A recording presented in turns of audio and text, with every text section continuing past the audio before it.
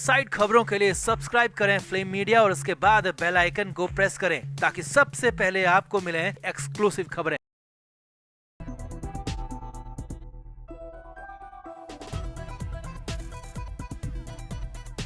महाराष्ट्र की सियासत से जुड़ी बहुत बड़ी खबर है। उद्धव ठाकरे अलग थलग पड़ गए हैं, यहाँ तक कि शरद पवार ने भी मुंह फेर लिया। जी हाँ, बड़ी खबर, सबसे बड़ी खबर यही है कि उद्धव ठाकरे ने शरद पवार से मिलने का वक्त मांगा, लेकिन शरद पवार ने मुंह फेर लिया, वक्त तक नहीं दिया। और हालात तो यहाँ तक हैं कि उद्धव ठाकरे रोने लगे। तो क्यों आखिर उद्धव ठाकरे को शरद पवार ने मिलने से इनकार कर दिया? क्या पिछली बार जो घर पर जाकर उद्धव ठाकरे लड़े थे वो वजह रही, या फिर संजय राउत बन गए विभीषण, संजय राउत ने कर दी चुगली? दिखाते हैं, आपको बताते हैं सब कुछ। आप भी वीडियो को शेयर करें, कमेंट बॉक्स में अपनी राय जरूर दें कि क्या अब शरद पवार, जिनको उद्धव ठाकरे अपना मेंटोर तक मानने लगे थे, वो अब उद्धव ठाकरे से दूर हो गए? क्या उद्धव ठाकरे को अब किसी का सहारा नहीं रहा? आप भी कमेंट जरूर करें, वीडियो को शेयर भी करें।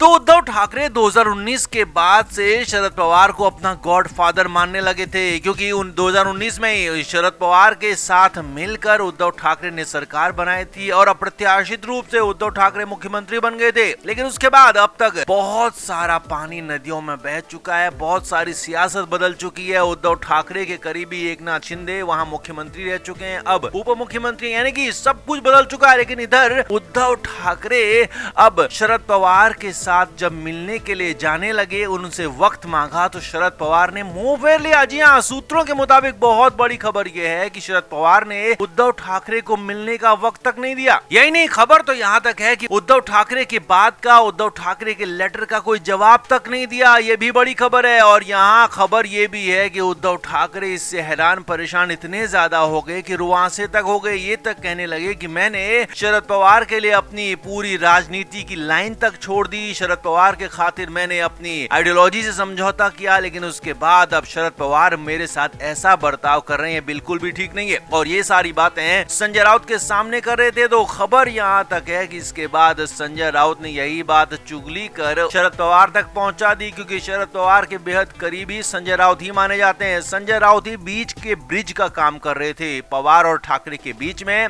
और संजय राउत के ही जरिए शरद पवार और उद्धव ठाकरे के बीच में पैचअप भी हुआ था, दोनों साथ मिले थे। लेकिन अब उद्धव ठाकरे से मिलने तक से शरद पवार ने इनकार कर दिया। अब इसकी वजह बताई जा रही है पिछली लड़ाई। जी हाँ, करीब हफ्ते 10 दिन पहले खबर आई थी कि शरद पवार के घर पर देर रात उद्धव ठाकरे पहुंचे थे और वहां पर खूब सारी लड़ाई की थी। और वजह थी दिल्ली में जब एकनाथ शिंदे को सम्मानित किया गया था, शरद पवार ने एकनाथ शिंदे की तारीफ भी की थी। तो उसके बाद उद्धव ठाकरे खासे नाराज थे और खबरें तो यहाँ तक थी कि उद्धव ठाकरे शरद पवार के घर चले गए थे, वहां पर खासा हंगामा हुआ था, कुर्सी तक गिर गई थी। तो उसी के बाद से शरद पवार बेहद ज्यादा नाराज हैं। खबर तो यहाँ तक है कि उद्धव ठाकरे जब नाराज थे तो उसके बाद शरद पवार और उनके करीबी लोग रोकते रहे, लेकिन वो माने नहीं। और अब शरद पवार ने इसका बदला ले लिया है, या कहें कि इसके बदले में शरद पवार ने मुंह ही फेर लिया है और एक तरह से पूरी तरह उद्धव ठाकरे को अकेला छोड़ दिया है। अब तक उद्धव ठाकरे के मेंटोर के तौर पर काम कर रहे शरद पवार यहाँ पर अब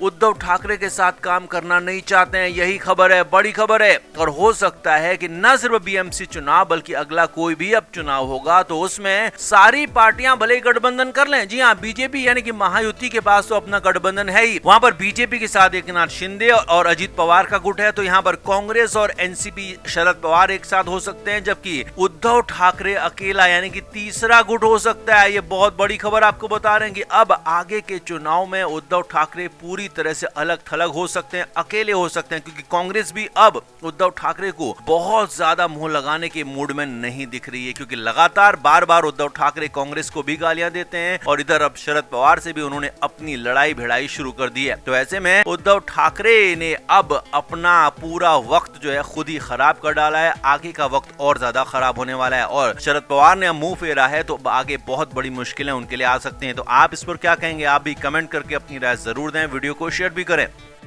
तो शिवसेना शिंदे गुट की नेता नीलम गोऱ्हे ने बहुत बड़ा दावा किया था। शिवसेना यूबीटी पर आरोप लगाया था और नीलम गोऱ्हे ने कहा था कि यूबीटी में ऐसे नेताओं को बढ़ावा दिया जाता है जो चाटुकारिता करते हैं, और यहाँ तक कह दिया कि 2 मर्सिडीज आप दे दो और यूबीटी में आपको पद भी मिल जाएगा, कद भी मिल जाएगा, आप जो चाहें वो ले सकते हैं। 2 मर्सिडीज बस आप देने हैं और इसके अलावा आपको कुछ नहीं करना है। तो यहाँ पर बहुत बड़ा खुलासा हो गया। जी हाँ, बहुत बड़ी खबर। इशारा ये है कि यहाँ पर इशारों में संजय राउत की ओर इशारा किया गया। जी हाँ, ये संजय राउत हैं जो कि यूबीटी को पूरी तरह से चलाते हैं। उद्धव ठाकरे पार्टी के सर्वे सर्वा हैं जरूर, लेकिन पार्टी को चलाने का काम संजय राउत ही करते हैं। तो उद्धव ठाकरे कभी भी डील ऐसे कार्यकर्ताओं से करते नहीं है, नेताओं से करते नहीं है। बाहरी लोगों से, नेताओं से, कार्यकर्ताओं से डील करने का काम संजय राउत को ही दिया जाता है। तो यहाँ पर नीलम गोऱ्हे का इशारा साफ साफ सीधे सीधे संजय राउत की तरफ हो सकता है, जिसके बाद तो मुंबई की सियासत में कोहराम मच गया है, क्योंकि संजय राउत अगर ऐसा करते हैं तो ये तो बहुत बड़ी बात हो जाएगी। और यही नहीं, शरद पवार भी यहाँ पर बोल पड़े हैं। शरद पवार ने कह दिया कि बेहद शर्मनाक बात है, ऐसा होना नहीं चाहिए, और इस बात को यहाँ पर जब खुलासा हुआ है तो इसको आगे पड़ताल भी की जानी चाहिए। यही नहीं, शरद पवार के साथ साथ उद्धव ठाकरे के बेटे आदित्य ठाकरे भी कूद पड़े। हालांकि पहले तो आदित्य ठाकरे ने नीलम गोऱ्हे पर पूरा निशाना साधा और साफ साफ कहा कि ऐसी बातें बोलना आपको शोभा नहीं देता। आपको पार्टी ने पद दिया, आपको सब कुछ दिया, लंबे समय तक आपको विधायक बनाया, लेकिन आपने इस तरह से जो किया है वो बिल्कुल भी ठीक नहीं है। लेकिन यहाँ पर आदित्य ठाकरे की एक बात ने संजय राउत की ओर भी इशारा कर दिया। आदित्य ठाकरे ने कहा कि अगर ऐसा कुछ है तो पार्टी को देखने वाले, चलाने वाले लोगों की तरफ देखना होगा,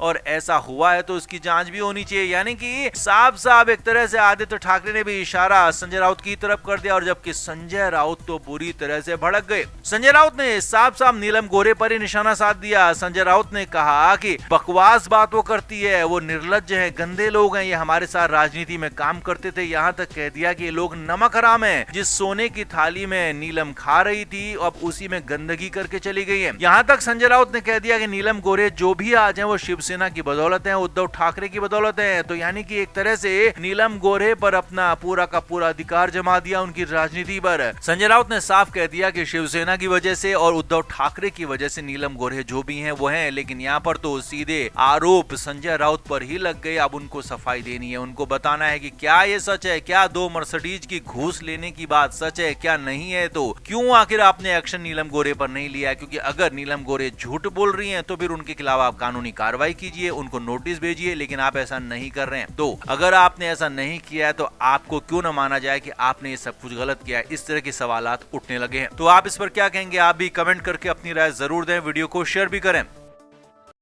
फ्लेम मीडिया रिपोर्ट।